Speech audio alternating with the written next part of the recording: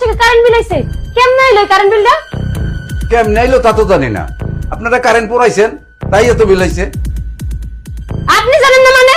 হ্যাঁ, বিল তো আপনি লেখেন। আপনি যেহেতু লেখেন, বিল কেমনে এত টাকা আইলো এর হিসাব দিয়ে তারপর হেনতে যাইবেন। মহা মুসিবতে পড়লাম তো। আপনি কারেন্ট পোড়াইছেন 115 ইউনিট, এটার বিল হইলো 940 টাকা। আপনার সার্ভিস চার্জ 60 টাকা, সরকারি ব্যাট হইলো 10 টাকা, মিটার ভাড়া হইলো 40 টাকা, এই হইলো আপনার 1050 টাকা। বুঝলাম, আমি কারেন্ট পুরাইছি 115 ইউনিট, যার দাম আইছে 940 টাকা।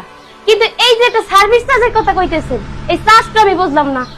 এই সার্ভিস চার্জটা হইলো অফিসে বসে অফিসাররা চাটা খায়, আবার আপনার মিটারটা নষ্ট হইলে এটা আইসা ঠিকঠাক করে দেওয়া যায়, আর আমি আইসা যে রিডিং লেখা দেওয়া যায়, এগুলা মিলাইলে হইলো সার্ভিস চার্জ।